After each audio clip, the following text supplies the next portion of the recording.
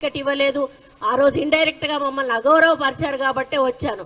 కానీ రెండోసారి అధికారంలోకి వచ్చినాక టీఆర్ఎస్ లో చాలా మార్పు వచ్చింది.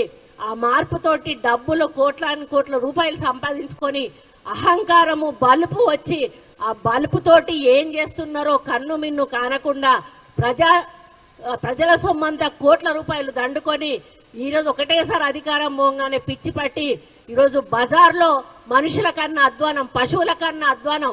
పశువుల కన్నా కొంత నీతి నియమం ఉంటది, కానీ ఈరోజు ఆ నీతి నియమాలు మరిచి పశువుల కంటే అధ్వానంగా ఈరోజు పోస్టులు పెట్టిస్తూ మరి మాలాంటి వాళ్ళని అవమానపరుస్తున్న కేటీఆర్ కబడ్దార్ అని చెప్తా ఉన్నాను. ఇక ముందు మీ సోషల్ మీడియాలో ఇట్లాంటి పోస్టులు పెడితే క్షమించేది లేదు అని కూడా చెప్తా ఉన్నాను. మా కార్యకర్తలను కొట్టినందుకు మూల్యం కూడా చెల్లించుకోవాల్సిన అవసరం ఏర్పడుతుందని కూడా చెప్తా ఉన్నాను. నాలాంటి ఆడబిడ్డ శాపం తప్పకుండా తగులుతుంది. నా జీవితంలో ఈ రోజు వరకు నాకు ఒక చిన్న మచ్చ కూడా నా రాజకీయ జీవితంలో లేదు. నేనంటే ప్రతి పార్టీలోని నాయకులు కూడా నన్ను గౌరవిస్తారు. అక్క అని నోటి నిండా పిలిచి నాతో మాట్లాడతారు.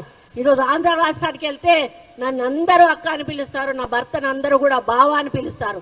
ఎవ్వరు కూడా నన్ను మేడం అని పిలిచినా కూడా నేను ఒప్పుకోను. నన్ను మేడం అని పిలవద్దు, అక్క అని పిలవండి అని నేను పిలిపించుకుంటాను. అటువంటి వ్యక్తిత్వం ఉన్న నన్ను ఈ రోజు ఇంత అసభ్యమైన పోస్టింగ్ పెట్టి నన్ను ఇబ్బంది పెట్టేటువంటి పని చేసిన కేటీఆర్ ను మరి నిజంగా హెచ్చరిస్తా ఉన్నా. నేను సోషల్ మీడియా బంద్ చేసుకో, లేకపోతే తెలంగాణ రాష్ట్ర మహిళలందరూ కూడా మరి ఇది గమనిస్తా ఉన్నారు. తప్పకుండా ఏదో ఒక రోజు తిరగబడతారు. ఈ రోజు చేనేత కార్మికుల ఓట్లతో నువ్వు సిరిసిల్ల నుంచి నీకు గెలిచినవు. హరీష్ రావు కూడా చేనేత కార్మికుల ఓట్లతోటి గెలిచిండ్రు. మీరు చేనేత కార్మికులు చేసింది ఏమీ లేదు, వాళ్ళకి అన్యాయం చేశారు తప్పి. కాబట్టి మీరు గుర్తుంచుకోండి, ఎవరైతే మహిళల మీద అసభ్య పోస్టులు పెడుతున్నారో వాళ్ళను రెచ్చగొట్టడం అనేది సరైన పద్ధతి కాదు. దీన్ని మీరు మానుకోవాల్సిన అవసరం ఉంది.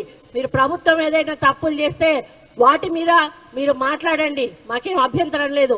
అవి తీసుకుంటాం, తప్పులుంటే సరిదిద్దుకుంటాం. మరి మీకు ఒప్పులు ఎట్లాగో మీరు చూపించారు, చేసే ఏమైనా మీ వల్ల తప్పులుంటే చూపించండి, మేము వాటిని సరిదిద్దుకునే ప్రయత్నం చేస్తాం. కానీ ఈ విధంగా మానసిక వేదన కలిగించేటువంటి, కుటుంబాల్లో ఇబ్బందులు కలిగించేటువంటి పోస్టులు పెట్టి మరి ఒక మంత్రి అని మహిళ అనే గౌరవం లేకుండా ఈ రోజు మీరు చేసినటువంటి కార్యక్రమం ఏదైతే ఉందో మొత్తం యావత్ ప్రపంచంలోని మహిళలందరూ కూడా దీన్ని గమనిస్తారు.